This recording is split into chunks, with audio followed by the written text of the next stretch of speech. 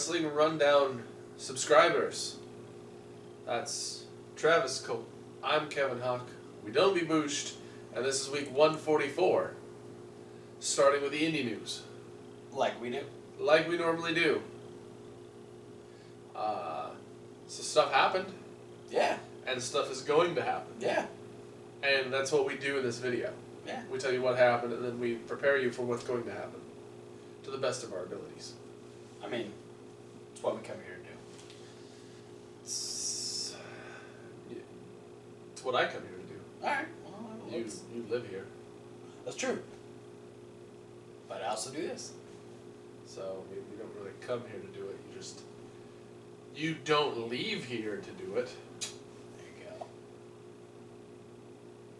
Shall we get started? With Yeah, should I be bookends here? Because I did have a ROH on Friday and on Saturday. Saturday/Sunday, so. Go for it! Start Friday. Alright.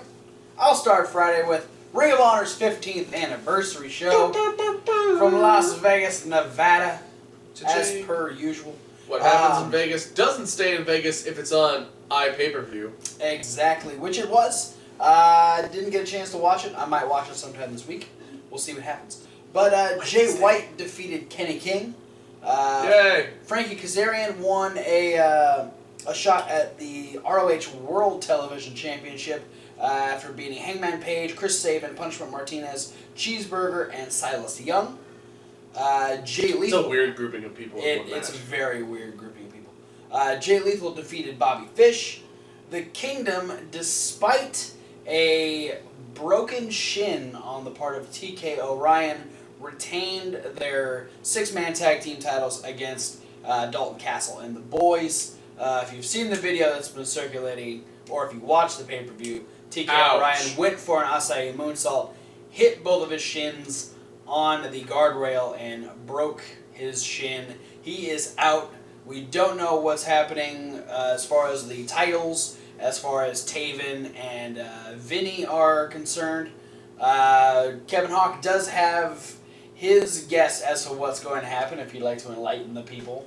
Say it here first so that way we can't say, oh, we read about it and we knew what was going to happen. So yeah, I'm going to say it right here. Based off of a picture I recently saw uploaded to Maria's Instagram, I'm thinking Mike Bennett's going to come back and take his place. Because he is officially gone from... He's a free agent now. TNA, so he got off the sinking ship. Maybe he's going to jump back to the so she posted a picture of the 3 current Kingdom members, along with herself and Mike Bennett, all posing together. So... interesting. There's something for you to chew on. We'll have to wait and see. Marty Scurll retained his television championship over Leo Rush. This was a last-minute match. I talked about the Briscoes didn't have opponents. Yeah. They ended up going against War Machine. I was like, okay, well, I've seen that before. Well, then they made it interesting by teaming the Briscoes up with Bully Ray and War Machine up with Davey Boy Smith Jr. and having a 6-man tag team match, which the Briscoes and Bully Ray ended up picking up the win. The Broken Hardys retained the ROH Tag Team titles against RPG Vice and the Young Bucks in the Las Vegas Street Fight. And in the main event, Adam Cole defended his championship against Christopher Daniels. Frankie Kazarian was a mole inside of the Bullet Club and helped Christopher Daniels win his very first Ring of Honor World Championship. Damn straight. So after 15 years of Ring of Honor, for the very first time, the Fallen Angel, Almighty Christopher Daniels, is the ROH World Champion. Man, I was so happy when I don't even know what I was doing Friday night. The fuck was I doing Friday night? I don't know what you were doing. I wasn't with you. I went somewhere Friday, I'm pretty sure. I don't remember now. I went to my work. Oh, okay. To buy some stuff along with Tectonic and his girlfriend. Oh, okay.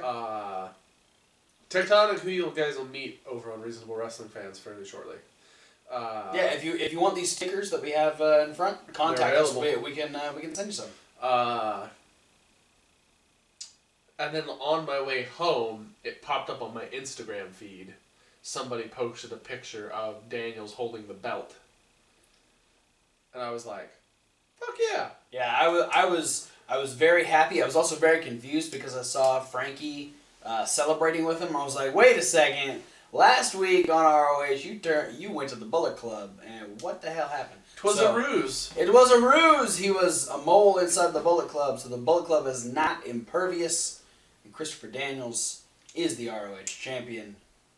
That was the 15th anniversary. What else happened as far as results are concerned? Well, on Friday as well, we had Shine 41 from Ybor City, Florida, at the Orpheum, which is just a pretty decent sounding name for a venue. That is a cool name for a venue. We had Aria Blake defeat Lindsay Snow in the what is the Sparkle Showcase? Yeah, the Sparkle Showcase. Sparkle is like the NXT to Shine, I guess. Yeah. Ariel Monroe defeated Priscilla Kelly. Malia Hosaka defeated Angel Rose. Thea Trinidad defeated Brandy Lauren, who was a replacement for Tessa Blanchard, who was stuck in the UK. There's a lot of things that are travel issue. Like, we talked about a few of them last week. We got some more this week. So ACR won the Four Corners match against Leva Bates, Jamie Jamison, and Dynamite Didi. Sue Young defeated Candy Cartwright. Santana and Chelsea Green retained the tag titles from Kennedy Brink and Vanessa Craven. Allison Kay and Mercedes Martinez, their what do they call it? Top contender match. Yes. Went to a time limit draw, so they're both top contenders, or they're just tied at second top contenders. Who knows? Time limit draw. Kudos. One of my favorite all-female matches, time limit draw. Also involving Mercedes Martinez. She's known for it. Yeah. And then in the main event, LuFisto successfully retained the Shine Championship against Allison Kay. All right. Or no, Ivelisse. Yeah.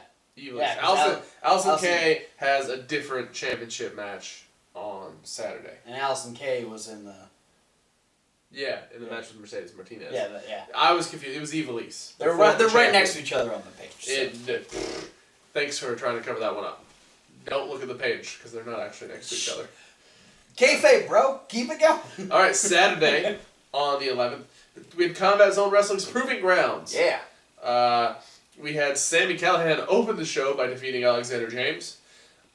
Dave Christ defeated Tony Deppen. Private Party defeated the Ugly Ducklings in an unannounced tag team match. Shane Strickland won a big multi-person scramble match against Ace Austin, Ace Romero. Yeah, that's right, there's two aces in one match. Alex Daniels, Tim Dawson, Greg Excellence. Matt Tremont and Stockade defeated Cannonball and Joey Janela. Maxwell Jacob Feinstein defeated Ricky Shane Page.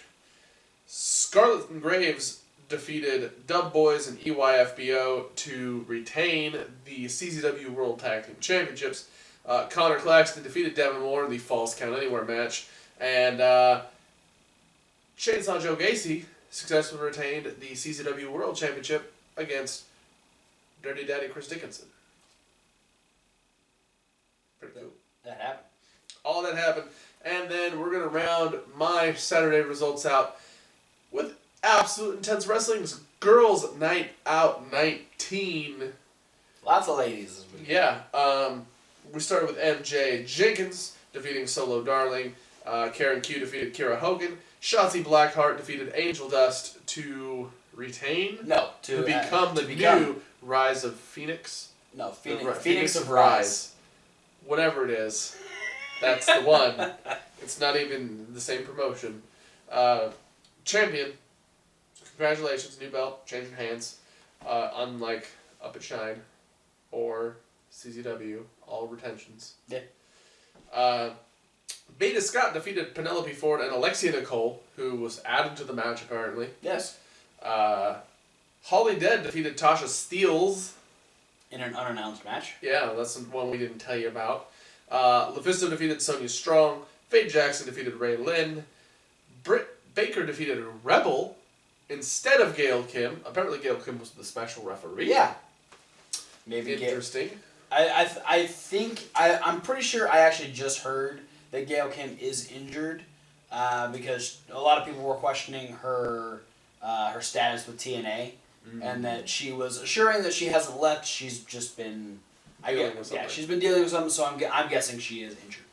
Yes, and in the main event, Shayna Baszler successfully retains the AIW Championship against I'm just kidding, Allison Kay. I was going to do the backwards. Say Ivelisse. But, yeah, LuFisto retained against Ivelisse on Friday. Shayna Baszler successfully defended against Allison Kay on Saturday, the next day. That's the one. The day after Friday. But also on Saturday. Yeah, Saturday night / Sunday morning. Technically, it's Sunday morning for us because it's 12:30. Yeah, it's 12:30 in the morning, but it's midnight, so it's still night. We haven't gone to bed yet because we stay up forever. We had Ring of Honor television. Neither do I. Ever. So we had a tag team match. It was what do they call it? I think it might be called a Proving Ground match. The Future of Honor? Yeah, no, it's when a team gets a shot at a champion, and if they win, they get a guaranteed match for those titles later on down the line. It might be called Proving Ground, I might be wrong, but they lost. It was the Young Bucks defeating LSG and Shaheem Ali, two guys from last year's Top Prospect Tournament, with the elevated Swanton. It's a painful looking move. Yes. Leo Rush addressed his deal with the Rebellion after he made it look like he was a member last week and then he screwed him over. Then Kenny King came out and got in his face and proved why Kenny King should not be part of the Rebellion because he's actually really good and should be doing stuff on his own. Individually, I appreciate every member of the Rebellion. I really do. I've come to not like Caprice Coleman more so over time. He annoys me. Absolutely. But I really like Kenny King. All of them individually, I enjoy watching. Collectively, with this gimmick, I hate all three of them. I can agree with that. But Leo Rush will take on Kenny King in a singles match next week, so that'll be fun to watch. We had our next Top Prospect Tournament match where Kurt Lone Star Stallion took on Preston Quinn, the Pain Train. Yeah, that's the thing. That's just that's an unfortunate nickname. Well, let's be honest. Okay. The one thing I'll give to Preston Quinn, this dude is 40 years old. Yes. And is still a beast in the ring. I think the oldest person to be in a top prospect I'm pretty sure Brutal Bob actually said that on commentary. He is the oldest top prospect, but it's one of those things where he wants it to be realized that the Top Prospect Tournament isn't about like young and up and coming. It's about you are on ROH's radar. We are giving you a chance at a contract. Yeah. So really diversifying the grouping of people here. A much better match than last week with Malonis and Raphael King. But Kurt Stallion ended up picking up the win after Quinn missed an elbow drop off the second rope. And Lone Star Kurt Stallion did a diving headbutt on his feet. He torpedoed his head at Preston Quinn, and it was like, you probably shouldn't do that. I think you're gonna do more damage to yourself sometime in that. So he flying headbutted at his feet? Yes. Well, no, he was standing on his feet and torpedoed his head while Quinn was sitting there. He just torpedoed directly at him from the corner. It was weird. It's a weird finisher. It's weird. But yeah, Kurt Stallion moving forward. He's going to face John Skyler in the semifinals. So we'll see that summer. Or Hollis. No. He's getting overlooked. Hollis is not in the tournament. I know, that's what I said. He's getting overlooked. Oh. Oh, you said poor Hollis. Yeah. I thought you said or Hollis. I was like, no. That's not how it works. It's going to be a handicap match. No, Corey Hollis. It's going to be for the NXT tag title. No, it's not. Corey Hollis is not in the tournament. We have one more first round match to do. Skylar gets to do that'll it. probably be next week. We had Cody Rhodes come out and play a game called Where's Jay Lethal? Which I don't know why he wanted to play Where's Jay Lethal, but one of the guys in the front row, he like started asking people. He's like, "Where have you seen Jay Lethal? Have you seen Jay Lethal?" And so I was like, "Yeah, I saw him with your wife." And Cody goes, "This man right here is a liar." But then he brought out Hangman Page and talked about how, he gave props to Hangman Page for something that they did, I think, over in Japan. But then being on the losing end of that match at the pay-per-view that hadn't happened yet. Yes, that one. But no, he ended up, Hangman had a piece of rope around his neck, as per usual. I was going to say, that's a shocker. Probably his noose. No, it was actually just a piece of rope. Oh.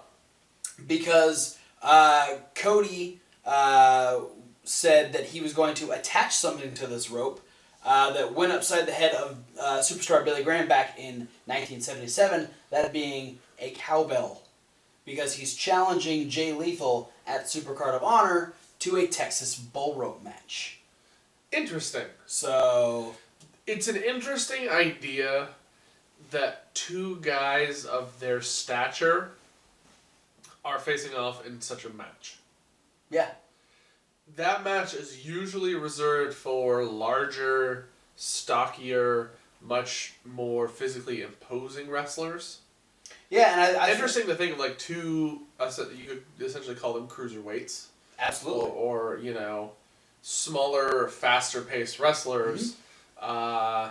It's going to be interesting to see how they handle themselves being slightly inhibited if they are, attached to each other, if that's the way this match is going to be. Yeah. And interesting to see how, rather than just like tug-of-warring as you would expect in a normal bull rope match, I could expect to see a lot of creative uses. And Jay Lethal in general, I could be like, okay, I'm really interested to see what he's going to do with that. But you add Cody Rhodes to the mix, I'm very interested to see what these two have planned for a match type like this. Because it's not one you see at all anymore. Not really. So it's very rare. Yeah, it's a very impressive choice, so I'm very interested in seeing this match. It's a good throwback to his pops, too. Absolutely. We had Dalton Castle defeat Jonathan Gresham in singles action after catching Gresham out of the air, popping him up, and hitting Bangarang out of nowhere. Fun match to watch. Those two have amazing chemistry together. So if you didn't watch it over the weekend, or you couldn't watch it over the weekend, watch it this Wednesday on Comet, because it was fun. Very good match. And then in the main event, we had a tag team no disqualification match. War Machine took on Punishment Martinez and BJ Whitmer. These are four pretty big dudes. BJ Whitmer actually being the smallest person in the match. Yeah, and I can attest that he's not that small. He has worked with, I have met BJ Whitmer. He is a big dude. Hell, BJ Whitmer did our intro card. Yeah. I mean, you can go back to the beginning of the video and you can see it. So when he is the smallest guy in the match, that's a testament to the other three guys. Yeah. But it's Raymond Rowe, Hanson, and Punishment Martinez. So yeah, these four guys beat the crap out of each other. Hanson attempted to put Punishment through a table. He ended up getting chokeslammed through the table himself. Punishment Martinez and BJ Whitmer picked up the win. And then Punishment Martinez chokeslammed BJ Whitmer. Say what? So shit's going down in the Sullivan camp. Kevin Sullivan wasn't there to comment on the situation, so I don't know if he's gonna have an issue with it. I'm sure he will. We'll see what ends up happening. But yeah, that was Ring of Honor. What? And that is it for results.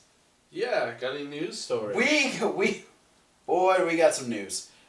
Should we go with the drama first, or?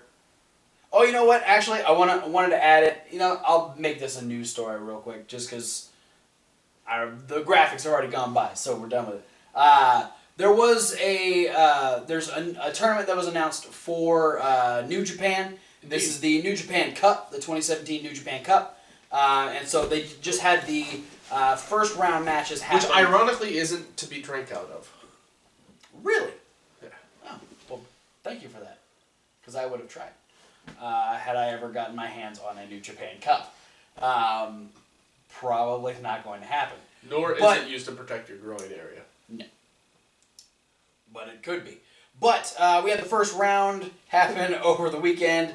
We had Tanahashi defeat Evil. We had Yuji Nagata defeat Tama Tonga. Yuji Nagata. Bad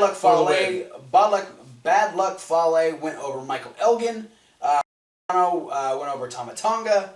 Yuji Nagata went over Tonga Roa. That's the one. Shibata went over Suzuki. Juice over Yujiro Takahashi. Ishii over Omega. And Sanada over Yoshihashi. Omega out in the first round. Yeah. Well, I mean, he went against Tomohiro Ishii. So. Still. So yeah, the next round should be up. So I'll have results for that for you next week, and then the finals or the semifinals and finals won't happen until the 19th. So that'll be I'll probably have all of them for you next week by the time we do any news next week. Yeah. So look forward to that. I've got one minor news story. Do it. Former WWE superstar, current independent wrestler, Kruger has announced via his Twitter that at the end of the year he will be hanging up his boots. Really? Yep, saying that for personal reasons and for just the fact that he's been wrestling for a long time, that at the end of the year he's retiring. Wow. That's kind of unfortunate. Yeah. I mean, He didn't leave WWE on great terms, you know. Wellness policy violation followed by all that bullshit. Domestic stuff, which was settled and Yeah. not really an issue and whatever. But I mean, good luck in whatever you do next. I mean, that's. Yeah. I mean, obviously it's his choice. He should start a party bus service. That would get over. I'm just saying, I would fucking.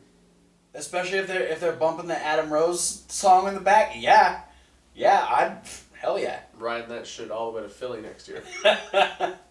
Because we're gonna try. Well, he's definitely gonna go to King of Trios next year. I'm trying. As long as it's in Philadelphia again, Yeah. or Easton actually. It's usually in Easton, suburb of Philly.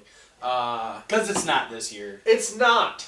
King of Trios is going over to the UK. We can put this as a little tiny news story. Yeah. I mean, it's already been announced. It was announced like weeks ago. We just haven't mentioned it yet. King of Trios is happening in England. Yeah. This year.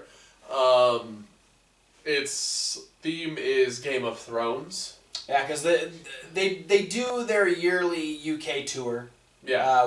This is their third now, I believe. Yes. So and it's kind of cool, kind of not, because this was the year I had money and everything saved up, ready to go. Yeah. It's okay. I guess the Easton Funplex, aka the Palmer Center, is going to be under reservations and unable to have events there until December. So they'll definitely be back next year. Yeah. So more than likely they'll be back next year, which I plan on going. And very much like the last few years, 2 years ago they had the Harry Potter theme. Last year was the Pokemon theme. This year they're going with the Game of Thrones theme. That would have been really cool to go to. And they have a team already announced for King of Trios. They announced it at the time of announcing King of Trios was going to be in England. And in traditional fashion of Game of Thrones, instead of them being called teams, they are houses.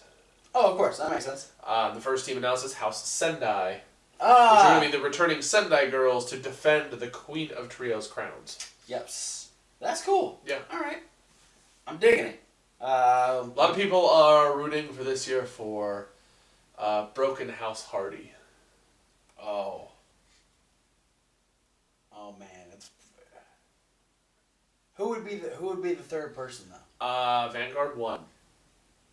No. I mean, it probably will be, but no, it should not be. Senior Benjamin. He's old, man. He ain't gonna wrestle. He doesn't have to. He just has to stand on the outside and be a third person.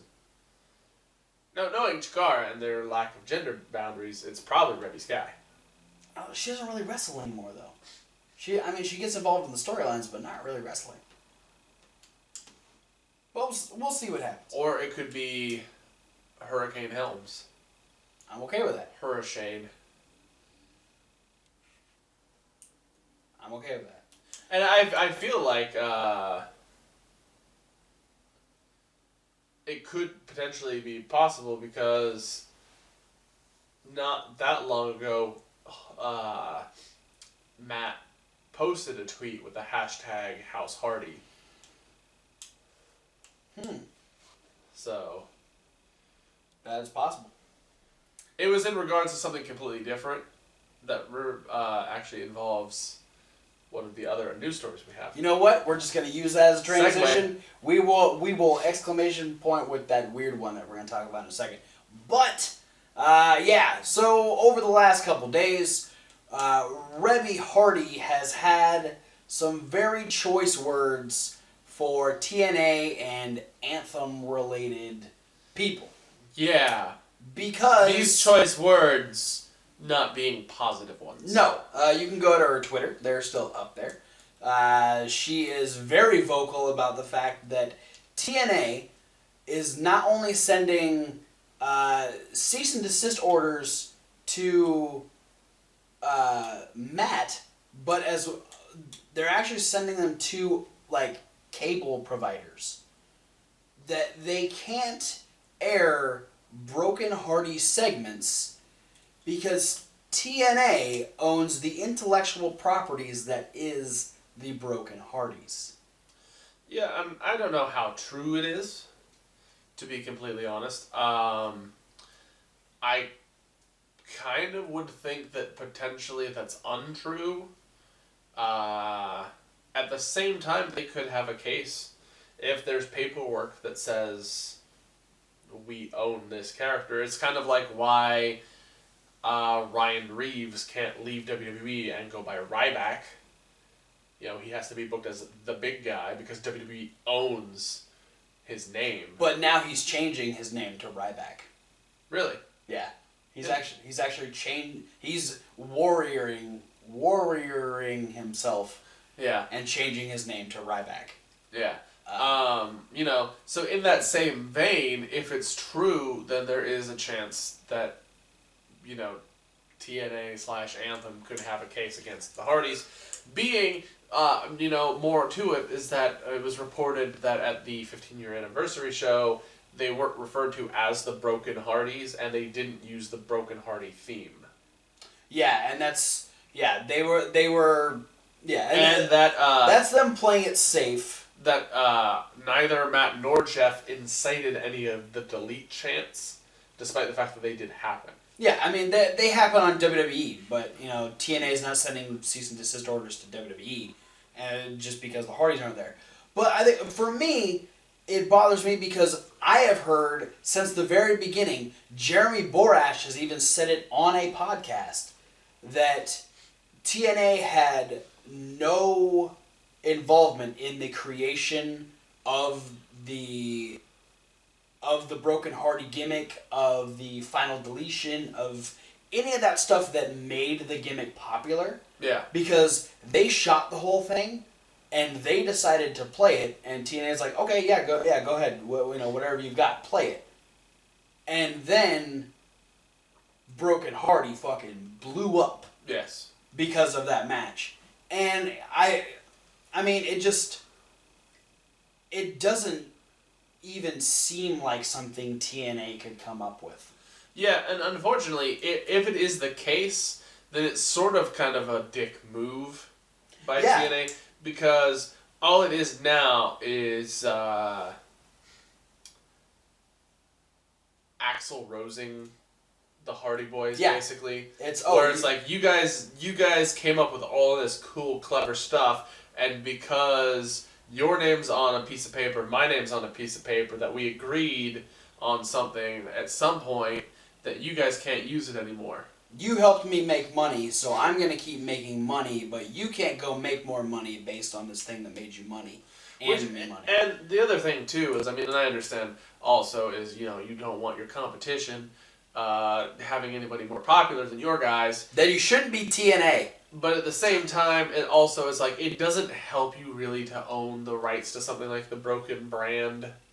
Yeah. Because you can't do anything with it at this point, other than do a best of Broken Matt Hardy DVD at this point. And I mean, I'm gonna be. I mean, I don't know who owns these names. I'm guessing that the people would, but you kind of missed the boat with people like Samoa Joe and AJ Styles and Austin Aries and Christopher Daniels, and you know you've missed out on a lot of people that are doing a lot of big shit right now. Yeah. And you're gonna go after the Hardys? The Hardys had names before you were even a thing, TNA. You're just kind of shooting yourself in the foot. But they weren't broken yet, so. Well, they were still popular. But so yeah, I don't know where that's gonna go. We'll see what happens. If anything interesting happens, we'll update y'all. Yeah. If nothing happens, it's probably the last you hear of it from us for a while. And fuck TNA. Also, we're going to cap this off real quick and then we'll run through... We're going to cap this off with a very interesting story. Yeah. You know, it's hard to tell how much truth is behind this story because, I mean, it's about a certain someone who does have a little bit of difficulty keeping themselves relevant. It's true. And you know, you got to stir a little buzz sometimes, but this isn't out of the ordinary for someone of the professional wrestling world to be offered to do something like this. Yeah, it's happened on multiple occasions. Absolutely. It's probably still happening right now with some people we don't know. Yeah. But according to Marty Jannetty... Via his Twitter page. Yes. Actually, no, I think it was on his Facebook page. Probably both. To be honest, a lot of people have them linked now. Yeah. Former WWE star Marty Jannetty wrote on Facebook. Okay, Facebook. Via social media. First off, I'm just gonna read this first. This is his intro. To all my ninjas. Yes. Is that a thing? Yes, that is how he starts all of his posts, basically. Okay. He was offered $150,000, which is good money for Marty Jannetty. For 3 movies. Yes. Which isn't bad. I mean, Marty Jannetty's getting up there in age. Yeah. Not the greatest in-ring skills anymore. It's still got a good mind, but, you know, that's the way things go, though. Wrestlers now, post their wrestling career, seem to be stepping into the film industry. This is just a slightly different than some. So, $50,000 a movie. Can't really go wrong with that. But according to him, it's porn.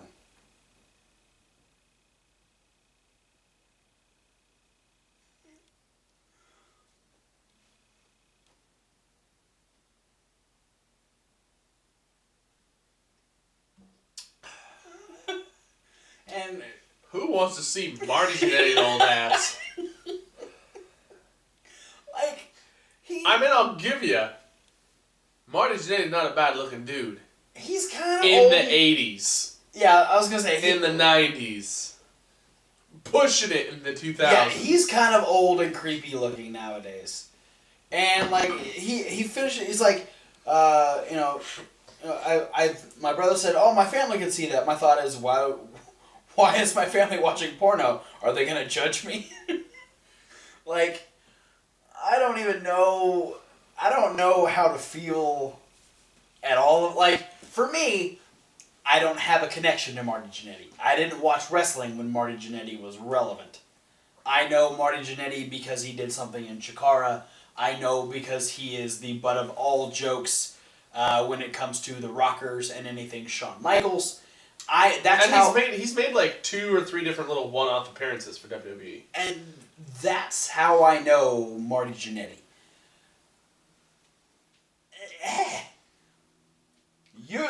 You are much more connected to Marty Jannetty than I am as far as your history in wrestling. What are your thoughts on Marty Jannetty doing porn? I mean, let's be real. If you go back to that era of the rockers, that's sort of a notorious thing for them, was being party boys. Yeah. You know, drinking, drugs, ladies. You know, and they were the WWE's like prime good looking dudes tag team at the time. Yeah. I don't see it happening though, man. I mean, again, take it for what it's worth, but I kind of just feel like maybe he's stirring the pot for himself. He's creating his own buzz. Again, you know, we'll keep you updated if anything happens. Boy, will we. This will be We'll keep you updated, but we will not be purchasing said movies. But this will be top fucking news if it comes out. But with that being said, and next week we'll give you Joey Ryan's opinion on Marty Jannetty doing porn. I hope Joey Ryan has some sort of comment about it. Well, I mean, he is the official professional wrestler of YouPorn, so... That is true. That is it for news. Let's get into some upcoming shows. Where I have none. Except I'll have more results possibly for you next week on the New Japan Cup.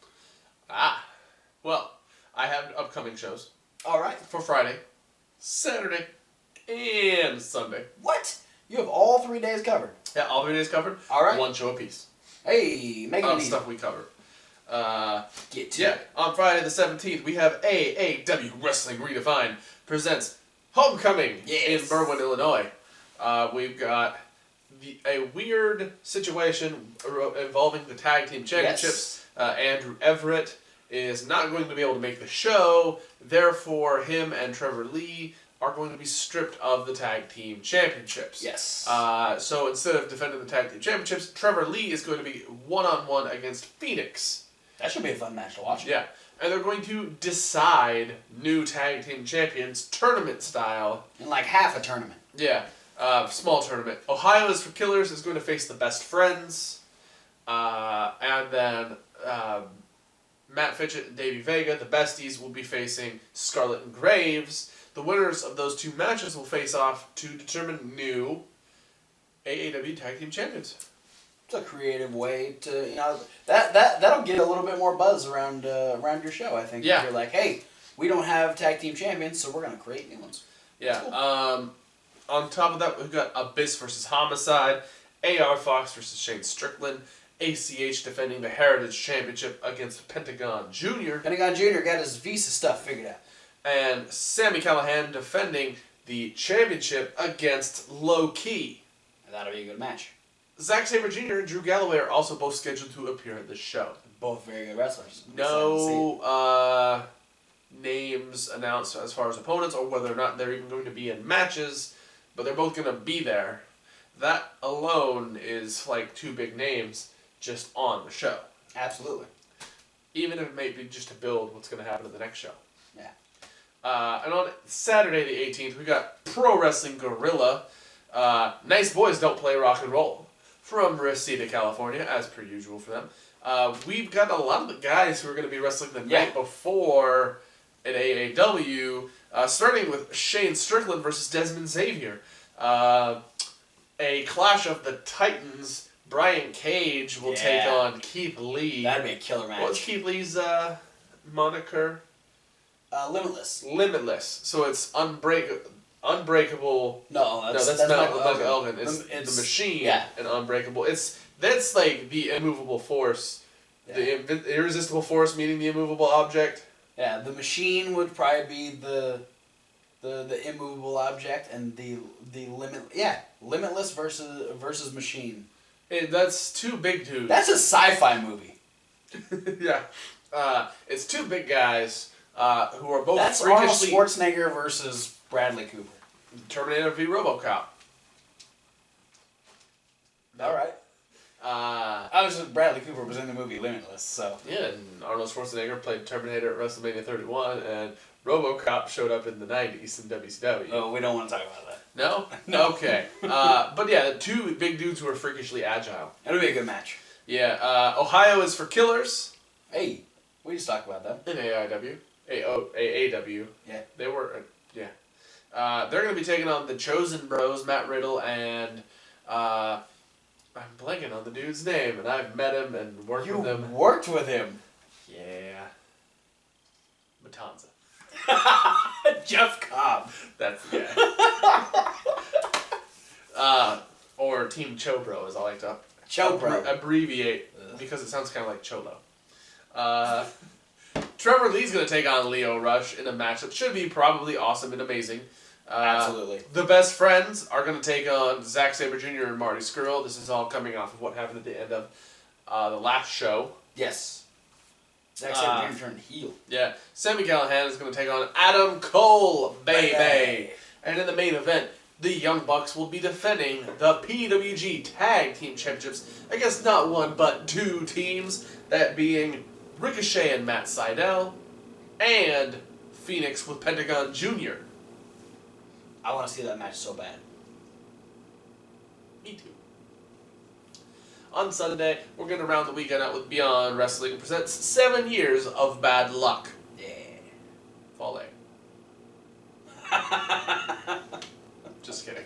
He's not on the show that I know of. JT Dunn takes on Rex Wallace. The Doom Patrol takes on Milk Chocolate. The Hit Squad is going to be taking on Jannetty. Or Penelope Ford. I made Jannetty before Jannetty was cool. It's true. It's Joey Janela and Penelope Ford. Colt Cabana, Kikutaru, and Dick Justice, a.k.a. Colt Kickadick, will take on Johnny Cockstrong and Massage Envy, a.k.a. Massager Cock. Then we've got Donovan This whole episode, Marty Jannetty doing porn, and it's bad.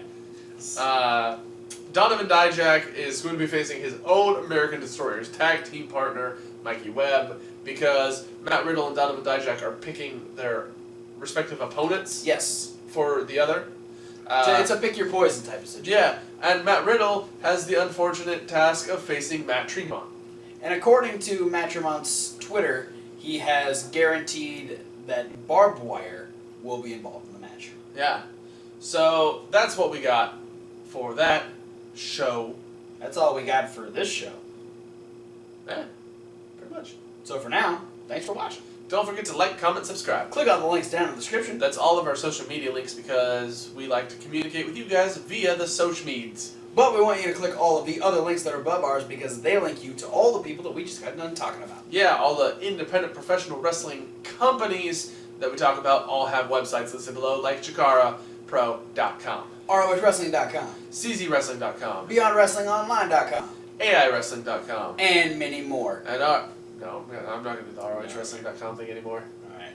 But we want to add more based on your suggestions, so using all of that social media down there, using the comments down below, send us links to YouTube pages, websites, Facebook pages, Twitter, anywhere that we can get a hold of some results, upcoming shows. Those are the most important things. Results and upcoming shows specifically, but we also want to see a couple matches so we know what we're talking about. If our eye holes enjoy what you put in them, we'll talk about them.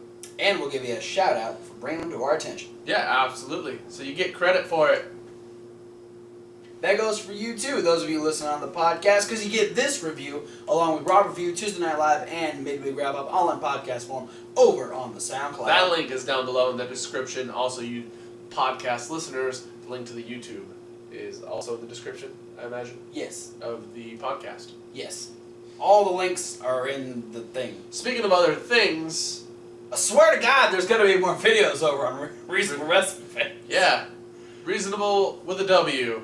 Like where wrestling. are the new videos? Like wrestling. Like I've been sick. There's gonna be videos. He's been sick. I was sick before he was sick. They're gonna be there. Stuff is happening. We're not lying. We spend way too much time together. We keep swapping the sickness. Look how close we are.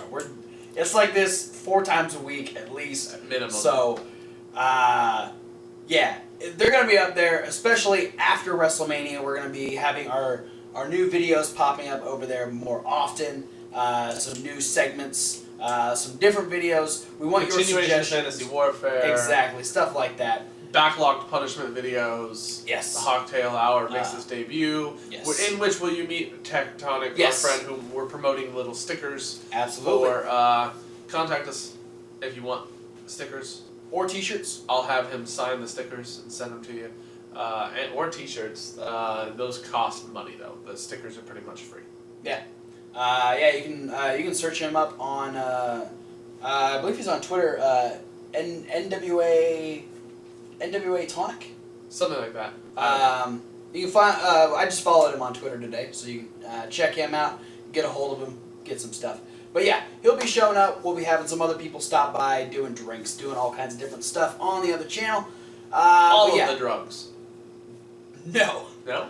No. Thanks for watching, guys. We'll see you. Post in the comments below. Whatever Want to see video us do all of the drugs. you decide to watch next. We're not doing drugs. Don't do drugs.